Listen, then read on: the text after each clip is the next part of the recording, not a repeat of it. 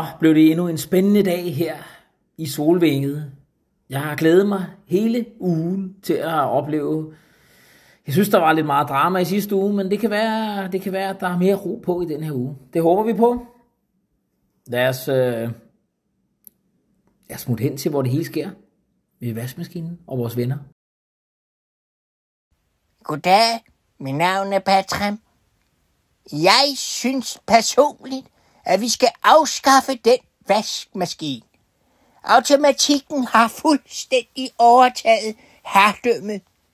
Snapchat og Facebook, hvad er det for noget pjat? I gamle dage, der bukkede vi os og udførte vores arbejde med blid hånd. Jeg personligt synes, vi skal komme tilbage til den gamle tid, hvor knofedt og saltsyre kunne klare alle ærterne. Ja. Kukuk, gammel røvhul. Skal jeg bare være afskaffet af automatik og sådan noget, altså. Hallo, weird, Hold kæft, hvor er jeg træt. Hvem har min sokker? Hvad er det for nogle ukvemsord, jeg hører? Jeg vil ikke høre det. Ellers så får I tur med spanskrøret. Ja. Okay, spanskrør, er det noget med får i Spanien, eller hvad?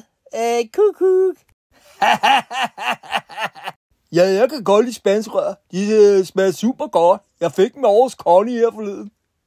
Det smager helt vildt godt, ja. Jeg husker, da min afdøde mand og jeg var i Spanien for mange år siden. Nu går maven det ikke. Ja, jeg vil bare hellere have Tuborg. Det er meget bedre.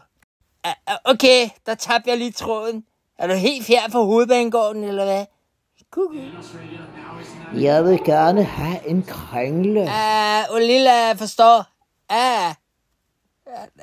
Nej. Ja, så er det noget uforskammelighed, vil jeg ikke høre i mine ører. Slap af, morfar, og tag en Tuborg. Ja, helt roligt.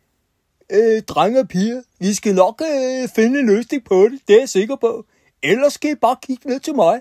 Jeg har lige kogt en god gang linsesuppe. Så kan vi jo bare snakke om det. Hey. Jeg tror ikke, min mave kan lide linser i dag. Den rumler meget, men ellers tak for tilbuddet, Finn. Linsesuppe? Nej. Vi kommer jo aldrig nogensinde i mål med den vaskemaskine. Hvem tror I derude? Hvem tror I egentlig, der har smadret den vaskemaskine? Lad os kigge sammen i næste afsnit.